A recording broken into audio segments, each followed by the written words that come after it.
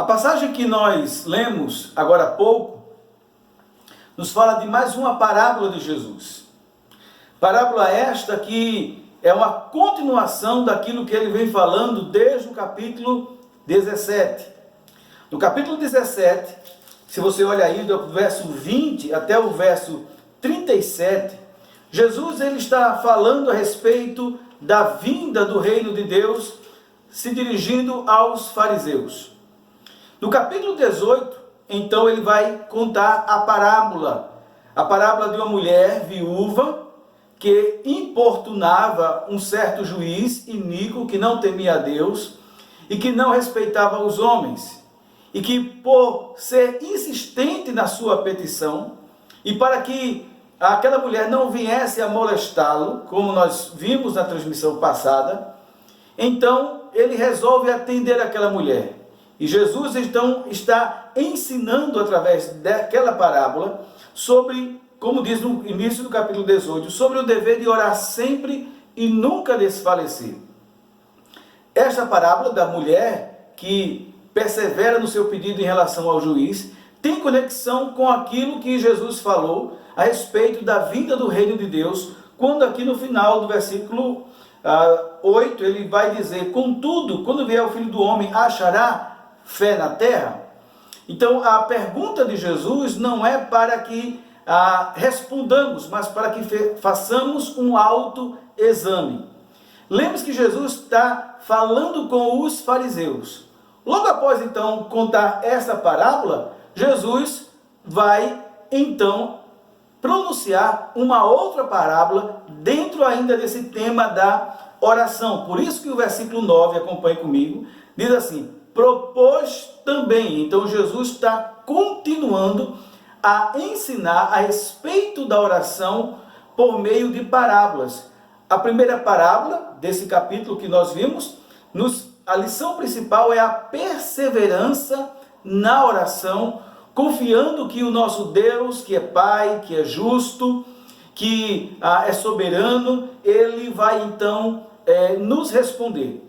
E agora Jesus vai se dirigir diretamente aos fariseus e propõe essa parábola, e como diz aí o versículo 9, diz aí esta parábola, propôs ele a alguns que confiavam em si mesmos por considerarem justos e desprezavam os outros. Então Jesus agora vai fazer um discurso sem indireta aos fariseus que estavam ali, contando justamente esta parábola. E quando nós olhamos esta parábola pequena, esta parábola simples, nós vamos observar aqui dois personagens.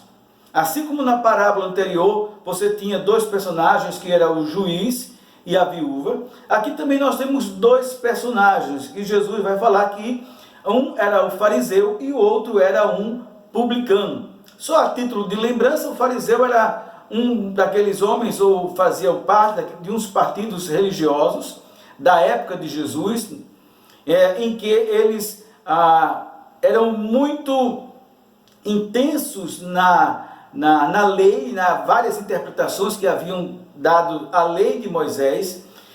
Os fariseus, eles se destacavam, eram talvez o principal partido religioso daquela época. Paulo foi um desses fariseus. Então, e os fariseus estavam sempre procurando pegar Jesus em alguma fraqueza, em algum deslize, para então assim prendê-lo. A ponto que nunca pegaram e tiveram que criar uma mentira para prender Jesus, como os evangelhos relatam. Então, Jesus coloca aqui justamente o primeiro personagem, que é um fariseu. O outro personagem é um publicano. Então, e também a título de lembrança, o publicano era um judeu que era designado por Roma para cobrar impostos. Roma dava liberdade religiosa aos povos dominados, inclusive ali na Palestina. Os judeus podiam ter seus cultos, sua adoração, enfim, mas politicamente estavam subordinados ao Império Romano. E por causa disso tinha que se pagar impostos a César. E o publicano era justamente uma pessoa do próprio convívio que era designado para cobrar impostos. O problema não era só a cobrança dos impostos. O problema é que esses publicanos, eles, além de cobrar os impostos que Roma, então, fazia com que eles cobrassem, eles acrescentavam até 3 ou 4 vezes mais em cima dos impostos para tirarem também lucros. Só é lembrar, então, da passagem de Zaqueu.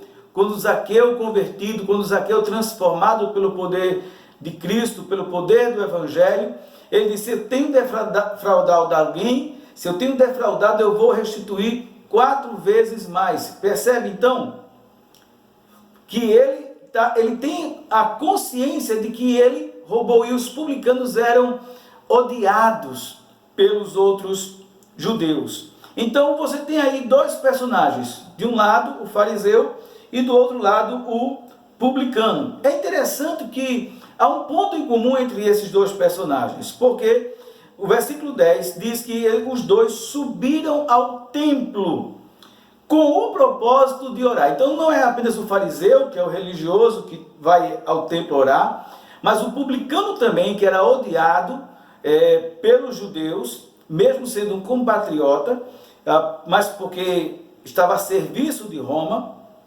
Então ambos vão ao templo orar. Vejam, 2 personagens, o mesmo propósito, que é a oração. Mas a semelhança se encerra por aí.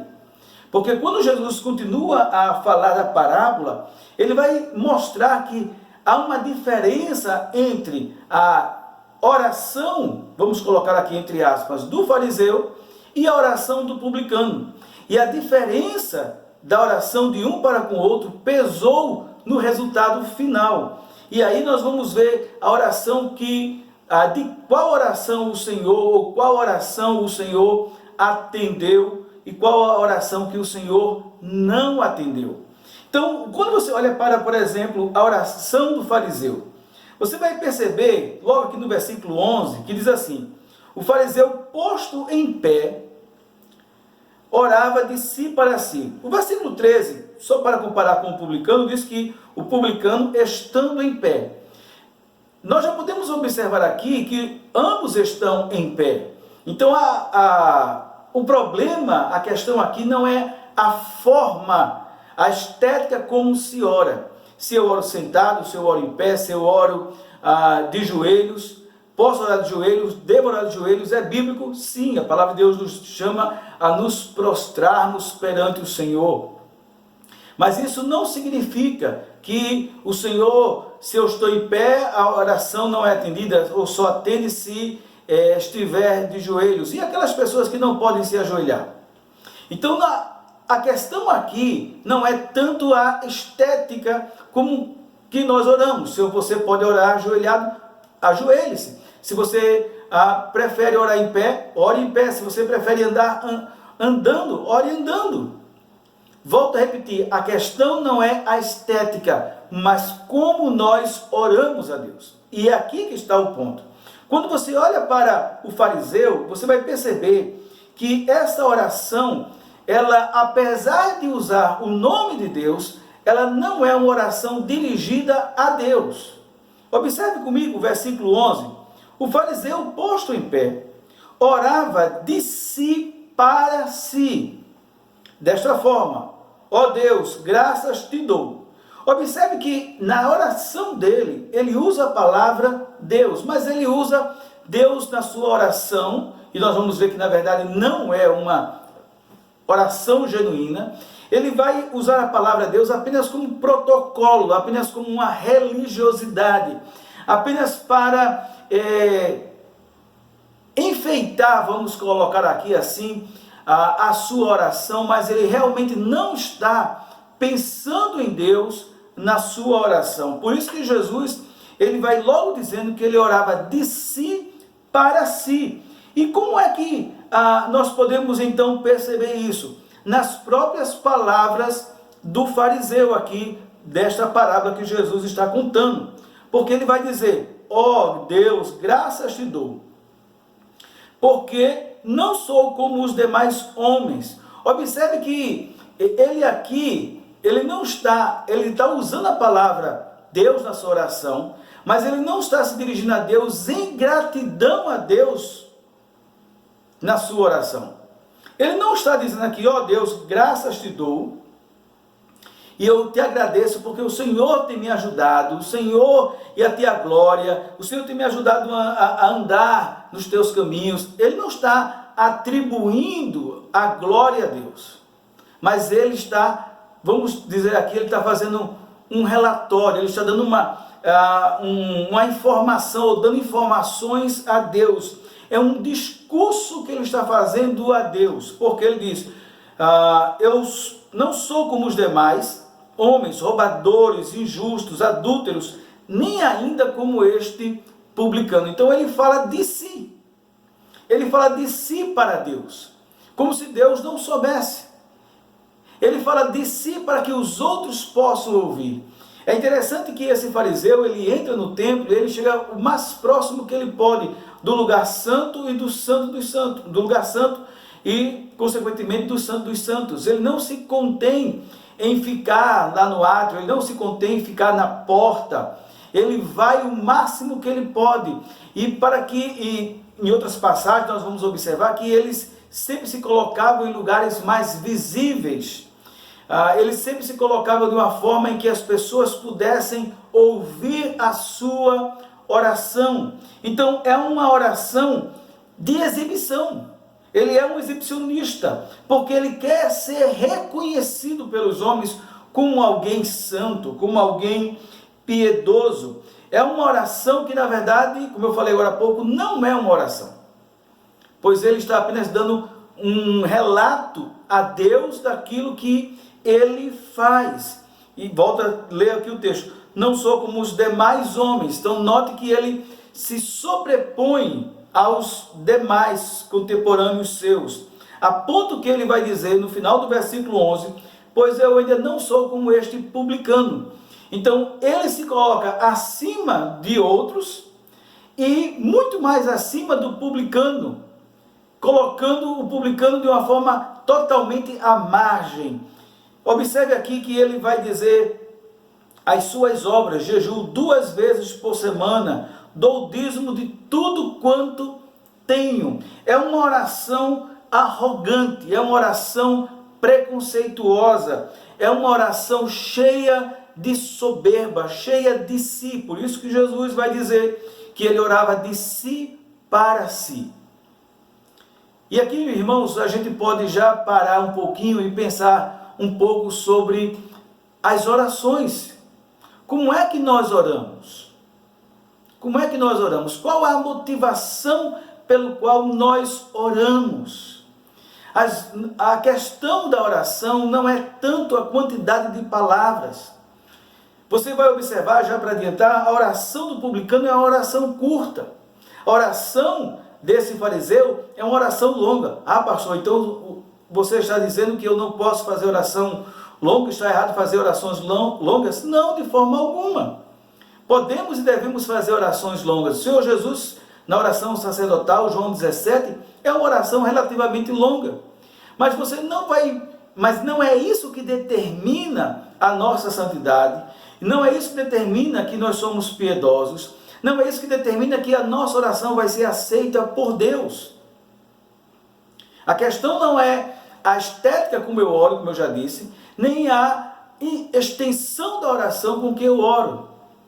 Mas o que nós vamos ver, a questão está no coração. E o problema daquele fariseu era justamente esse. Por isso que quando nós vamos orar, qual é a nossa motivação? A motivação daquele homem era justamente ser reconhecido pelos demais. Era ser aplaudido, era para ser visto. E todo mundo se curvar perante ele, porque ele era um homem muito espiritual, muito piedoso. Talvez você tenha conhecido ou conhece alguém que seja assim. Talvez, quem sabe você tenha se comportado assim. Imposta a voz, faz aquela oração bonita, mas o seu coração, a sua mente não está voltada para Deus, mas para aqueles que estão ao seu redor. Esse é um típico ato de farisaísmo. É um típico ato de farisaísmo, do qual nós usamos Deus na nossa oração, mas nós não estamos de fato orando. Nós estamos apenas fazendo um discurso vazio, cheio de vaidade, cheio de soberba, uma oração, um discurso de si para si mesmo. E isto é muito perigoso. Jesus, ele condena este tipo de oração. Observe que a oração, que é algo tão belo, algo que é uma oração que é um dever nosso, pode ser desvirtuado, pode ser desviado do propósito real. Por isso que em outra passagem, quando Jesus vai falar a respeito da oração, se nós orarmos com a motivação errada, o Senhor, ele vai dizer que vocês já receberam a recompensa dos homens. E o Senhor não vai responder, que é justamente o que nós vamos ver daqui a pouco. Então nós temos aí o primeiro personagem, que é o fariseu, fazendo esta oração, que na verdade não é uma oração, é mais um discurso retórico, é mais um relato de informações das suas obras, apresentando diante de Deus. É uma oração exibicionista, é uma oração para aparecer, é uma oração para impressionar, é uma oração cheia de soberba e preconceito, porque se julga melhor do que os outros. Mas aí nós temos agora o segundo personagem, que é o publicano. Lembrando que o publicano é aquele que é odiado pelos judeus, porque ele cobra impostos e ele superfatura os impostos para enriquecer. Então, esse publicano, ele vai também ao templo. Agora, há uma diferença. Nós já vimos aqui que o que há de comum é que esse publicano e esse fariseu vão ao templo com o mesmo propósito. Eles vão para orar, como nós vimos aqui no versículo 10. Mas há uma diferença entre o publicano e o fariseu. Não apenas nas palavras, mas na própria ação, da maneira como se comporta na oração. Veja que o fariseu, só voltando um pouquinho para ele, o fariseu ele está em pé, mas ele não está em pé em qualquer lugar. Ele está, como eu falei agora há pouco, ele entra no templo, ele vai o máximo que ele pode chegar, porque ele não é sacerdote, lembre-se disso, então havia restrições diárias, mas ele vai até onde ele pode chegar, ele vai até onde ele pode ser visto, ele ergue a sua voz. Vamos pensar que ele está lá dentro do templo, mais próximo do altar. Mas observe aqui o que diz a respeito deste publicano, que vai também ao templo orar. Mas ele estando em pé, diz aí o versículo 13, longe. Então ele não entra no templo, ele não tem coragem de entrar no templo. O templo que representava justamente a presença de Deus. O templo que era o símbolo da presença de Deus no meio do povo. Este publicano, ele não ousa fazer como aquele fariseu, entrar templo adentro, chegar mais próximo do altar para orar e ser visto. Pelo contrário, ele se mantém de longe. Mas ele não se mantém de longe simplesmente. Olha o que diz o versículo 13. O publicano, estando em pé, de longe não ousava nem levantar os seus olhos aos céus, mas batia no peito dizendo: ó Deus, ser propício a mim. Observe aqui que nós estamos agora tendo uma verdadeira oração. A primeira oração, que é a oração do fariseu, diz que ele diz, ó Deus, mas ele não está interessado de Deus na sua oração. A sua oração não está recheada da pessoa de Deus. Pelo contrário, está recheada de si mesmo. O que acontece o contrário aqui com o publicano, porque ele diz que ele dirige-se a Deus. Ele de fato está orando a Deus. De fato ele está pensando em Deus na sua oração, diferentemente daquele fariseu. A oração desse publicano é uma oração humilde. Humilde porque, olha o que diz aí o versículo, de longe não ousava nem ainda levantar os olhos aos céus. Então ele está orando de cabeça baixa. É interessante que também é o contrário do fariseu, porque a ideia ali, quando diz que orava em pé de si para si, nos dá uma ideia de que ele está com a cabeça erguida, orando, enquanto o publicano, ele está de cabeça baixa. É bem verdade que, como eu falei, a estética não determina a validade da nossa oração. Mas muitas vezes acontece que aquilo que acontece no nosso coração revela-se também na estética. Quando nós nos ajoelhamos, por exemplo, diante de Deus, o nosso coração já deve estar ajoelhado antes. Nós nos ajoelhamos porque antes mesmo nosso coração já se curvou diante de Deus. É possível que alguém se curve fisicamente diante de Deus, mas não se curvou ainda no coração. Mas quem se curva no coração, se curva fisicamente.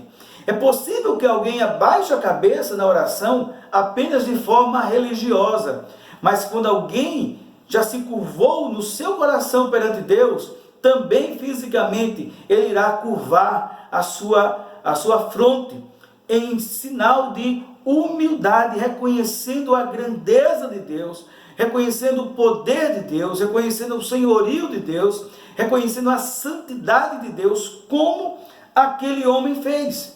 Então, a oração do publicano, de fato, é uma oração, porque é uma oração dirigida a Deus, é uma oração humilde, é uma oração no qual ele se humilha, porque olha o que diz o texto, aqui no versículo 13, que de longe não ousava nem ainda levantar os olhos ao céu, mas batia no peito. Isto era um sinal justamente de humilhação, de desespero, era um sinal de reconhecimento da sua miséria, de desespero, de precisar da ajuda divina. E dizendo, ó Deus, se propício a mim. A ideia aqui é, tem misericórdia de mim. Tem misericórdia de mim. Apaga os meus pecados. Em outras palavras, ele está reconhecendo que ele é pecador. Outras palavras não. Com essas palavras, ele reconhece que ele é pecador, porque olha o que ele diz. Ó Deus, se propício a mim. Ou seja, tem misericórdia de mim. Pecador, pois eu sou pecador. Ele reconhece o seu estado de pecado, ele reconhece que os seus pecados o fazem culpado diante de Deus, ele reconhece que, por ser culpado diante de Deus, por causa dos seus pecados, ele merece o juízo de Deus, a ira de Deus, o castigo de Deus. E a única coisa que lhe resta é pedir que Deus tenha de misericórdia para com ele. Deus, tenha misericórdia de mim.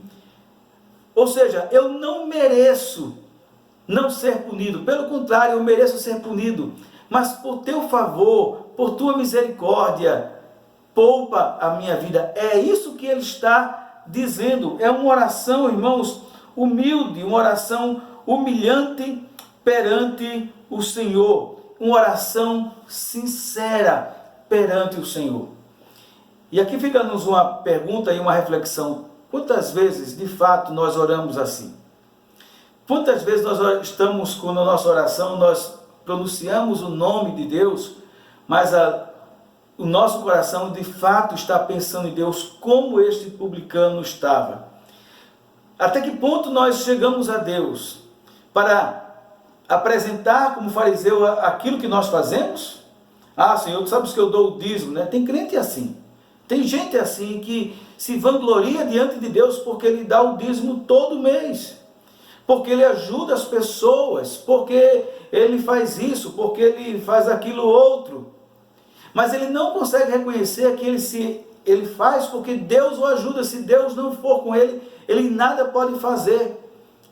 Ele não reconhece diante de Deus as suas misérias, ele não reconhece diante de Deus os seus pecados. Ele só enxerga as suas virtudes para apresentar diante de Deus e se vangloriar diante daqueles que estão ao seu lado. O publicano não faz assim. O publicano, ele se humilha perante Deus. ele não apresenta vantagens diante de Deus. Ele provavelmente não está fazendo oração em voz audível, a ponto de que as pessoas escutem. Poderia até estar falando, mas ele fala de uma forma em que as pessoas não escutam, mas que Deus está escutando.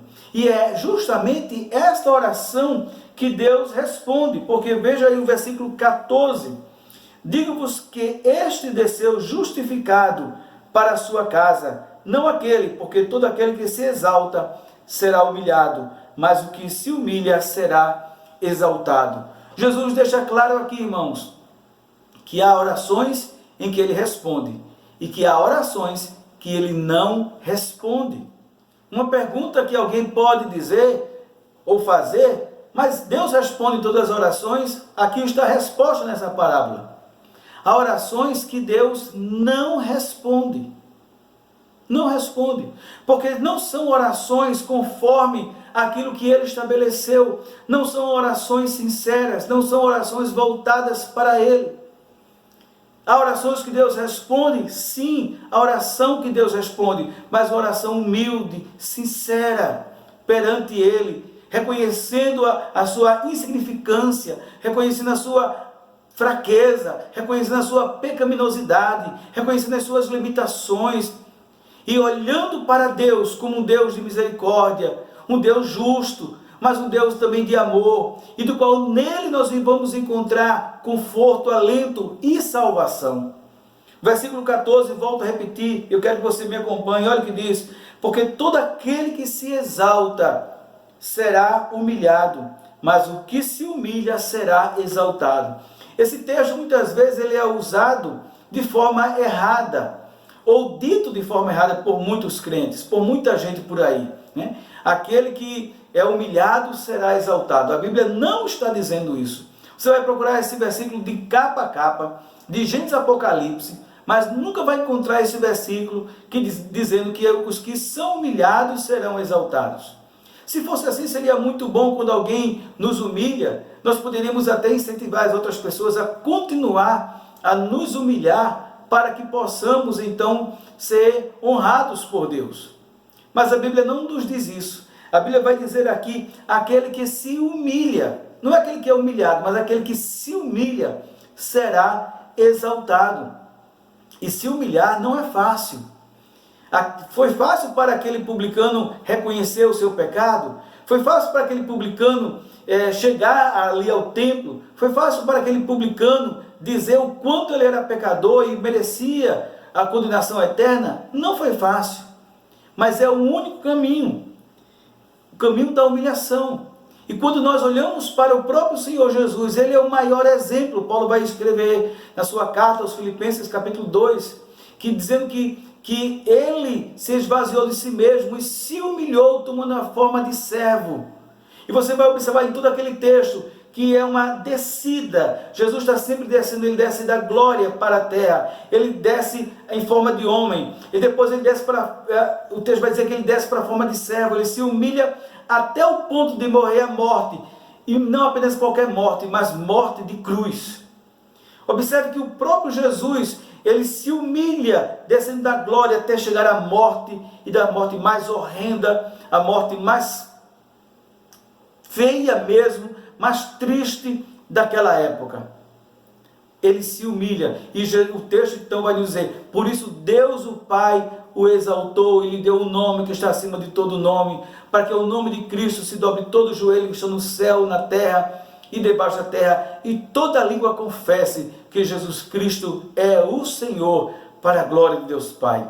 Mas observa que a exaltação de Cristo é porque ele primeiro se humilhou.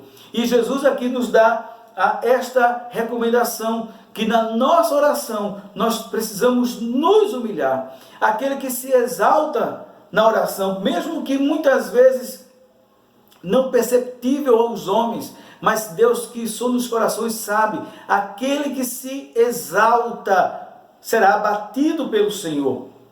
Note, vai ser abatido pelo Senhor, mas aqueles que com sinceridade se humilham, estes serão honrados por Deus. Que lições nós podemos aprender aqui? Algumas nós já comentamos, mas só para deixar um pouco mais expressivo o nosso pensamento olhando para esse texto. Primeira lição que nós podemos aprender aqui, nós já acabamos de comentar, vem dos próprios lábios, da própria boca de Jesus, quando vai dizer que aquele que se exalta será humilhado e aquele que se humilha será exaltado. Esta é a primeira e direta lição desta parábola para nós.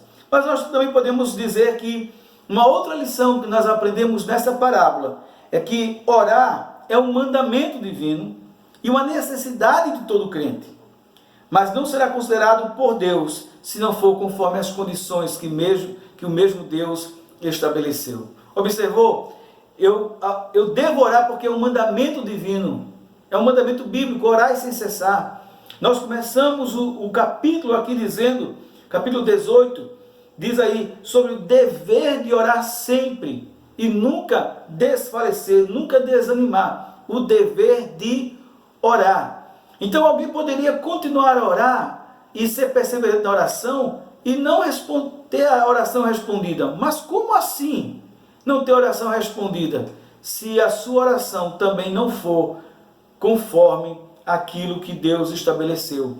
E que é aquilo que Deus estabeleceu? Que nós oremos com humildade perante Ele, reconhecendo a nossa incapacidade, a nossa pecaminosidade, as nossas limitações e a nossa total dependência a Ele. Uma terceira lição que nós aprendemos aqui é que nós não podemos e não devemos nos enganar, porque Deus sonda o nosso coração. Você pode dizer que está fazendo uma oração sincera, uma oração humilde, e não está sendo. As pessoas podem não perceber, mas Deus não percebe, Deus sabe, porque Ele sonda os nossos corações. Então não tentemos nos enganar, nem enganar os outros, e muito menos a Deus, porque Ele sonda cada coração.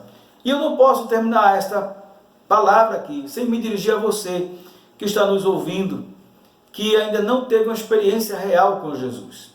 Observe aqui que o texto vai nos dizer, do versículo 14, digo-vos que este, no caso, o publicano, desceu justificado para a sua casa. A palavra justificado significa não mais condenado. Ou seja, a condenação que havia sobre aquele homem foi retirada. Por quê? Porque com humildade ele orou a Deus, clamando a Deus por misericórdia, reconhecendo que ele era um pecador. E aqui eu quero fazer uma pergunta a você que ainda não entregou a sua vida ao Senhor Jesus. E essa pergunta também se dirige a você que já é crente, que já é membro da igreja, congregado, que já participa da igreja. Você já fez essa oração? Você já orou assim, reconhecendo o seu estado de pecado, reconhecendo a sua condenação por causa dos seus pecados, mas clamando a Deus misericórdia, dizendo como aquele cego: Jesus, filho de Davi, tem misericórdia de mim, tem compaixão de mim, não para que ele desse uma cura, mas para que ele salvasse a sua alma. Você já orou assim? Saiba que só aqueles que oram assim serão justificados, ou seja, serão livres da condenação que já está sobre ele. Porque a Bíblia nos diz que aquele que crê no Filho tem a vida eterna, mas aquele que não crê no Filho, sobre ele permanece a ira divina, já está condenado. E a única maneira dessa condenação divina por causa dos nossos pecados e do juízo de Deus ser retirada sobre nós, é quando nós fazemos como este publicano. Chegamos a Deus com humildade, com sinceridade, reconhecendo nossos pecados, dizendo: Senhor, eu sou um pecador, tem misericórdia de mim. Não há um pecador, não há um homem que chegue sinceramente diante do Senhor, clamando assim, que o Senhor não escute. Que o Senhor nos abençoe e lhe ajude. Se você ainda não fez isso, ainda hoje, se humilhar perante o Senhor, dizendo: sou pecador, tem misericórdia de mim, ó Deus. E com certeza você receberá o perdão de Deus. Você vai receber a alegria da salvação no seu coração. Vamos orar?